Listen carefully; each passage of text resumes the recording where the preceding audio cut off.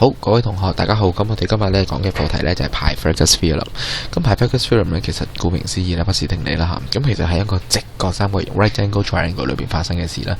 我哋就話啦，譬如一個直角三角形 ABC， 我哋就話兩條直角形成直角嗰兩條邊 A square 同 B square 加埋咧就等於 C 嘅 square。咁咧佢簡寫就係 Pyth 點 theorem 啦嚇。咁其實都好簡單嘅不是定理，咁我哋都明啦。下一個我哋要學嘅咧就係 converse of the Pythagoras theorem， 即係話咧不是定理嘅逆定理。咁佢我哋做咩嘅呢？同我就要知道就話調翻轉，我哋而家知道一個三角形嘅三條邊，一定要知道三條邊嘅長度啦。我哋想證明佢係或者唔係一個直角三角形啦。咁於是呢，我哋嘅做法就倒翻轉，我哋首先證明咗呢其中兩邊嘅二次方加埋真係等於第三邊嘅二次方。咁所以呢，我就可以話呢一隻係一隻直角三角形啦。咁就咁講好難明，我哋俾個例子啦。譬如喺呢個圖裏邊呢，我哋有一個三角形呢，就係6啦、4.5啦、7.5啦。咁喺呢三角形裏邊呢，短嗰兩條邊6同埋4.5呢，就一組，長嗰條邊7.5就一組。因為如果佢真係直角三角形嘅話呢，最長嗰條邊就會係佢嘅斜邊啦。將6嘅二次同4.5嘅二次加埋呢，我哋會得到 56.25 啦。7.5嘅二次就係 56.25 啦。兩個數字一樣，暗示緊其實原來其中兩條邊二次方加埋等於第三條邊最長嗰條邊嘅二次方。我哋就話啦，咁呢個呢，真係一個直角三角形。咁啊，寫翻啦 converse of Pythagoras theorem 啦。而證明記住直角其實喺邊度呢？就喺最長嗰條邊對住，即係今次 A 嘅位置就係直角啦。咁我哋咧特登揀咗書裏邊咧比較深嘅例子咧，同大家討論下點樣去用嗰個不是定理啦。我哋睇睇個例子，個例子裏邊就係咁嘅，有個三角形啦，裏邊仲有細嘅三角形啦，一邊係8，一邊係5，一邊係4，呢係直角啦。咁我哋想求嘅咧就係 BC 同埋 AD。咁同學可以見到，其實呢度有兩隻直角三角形，一隻係 BCD， 一隻就係 ACD。計嘅時候咧，我哋就要分開考慮。我哋第一個計 BC， 咁 BC 就係唔知，但係佢有條斜邊5，有條直角嘅邊4，咁其實已經知道兩個，咁我哋計第三個啦。所以呢，我哋要計 BC 嘅時候呢，我哋考慮 BCD 嘅時候呢，如果 BC 叫做 x 咧，咁我哋一個好簡單嘅不是定理，我哋就化簡到 x 呢就會係3啦。揾到 x 之後呢，其實我哋就可以考慮成隻 ACD 咯。ACD 嚟講呢，其中一條邊係4，呢度係3，頭先計咗嘅，呢度係8，所以夾埋呢 AC 呢就會係11。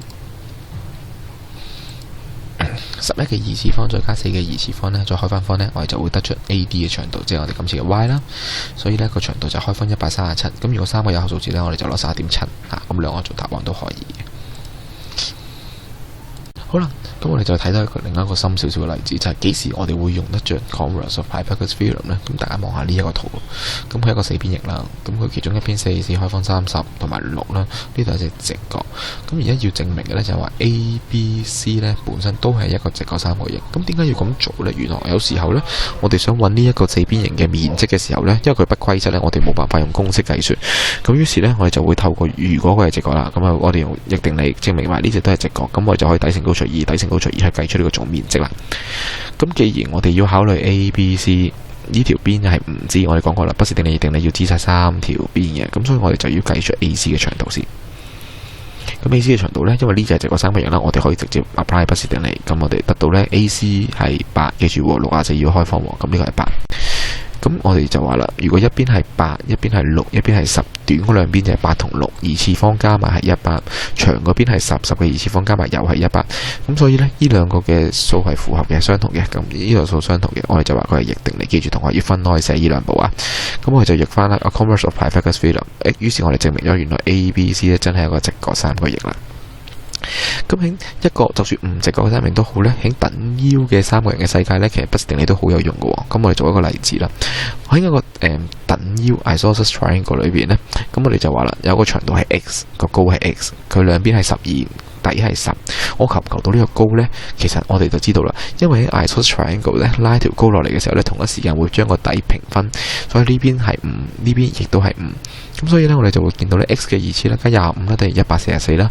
x 嘅二次就計到係 x 係計到13。原來我高呢就係咁嘅，記住呢度記住嚇，底係10，但係兩邊係5。咁所以我不是定理嘅時候呢，就用半條，咁就係5啦。但係如果我哋計面積喎，咁我哋就係底即係10乘翻高13除翻2，咁我哋就計到呢一個圖嘅面積啦。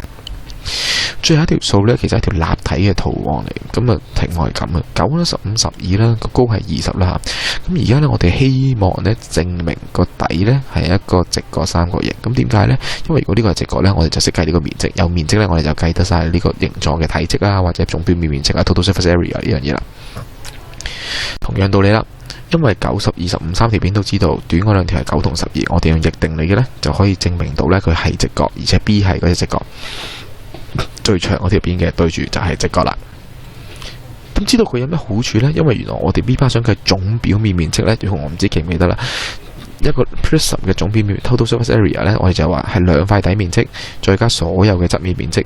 側面面積嘅計算呢，就係周界底周界乘高。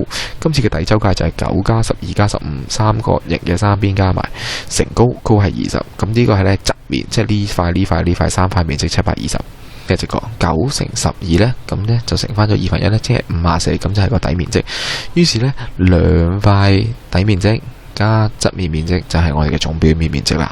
咁呢幾個例子呢，就希望幫到同學呢理解呢，我哋幾時可以運用不是定理啦，同埋不是定理逆定理啦，即係 Pythagoras theorem、converse of Pythagoras theorem。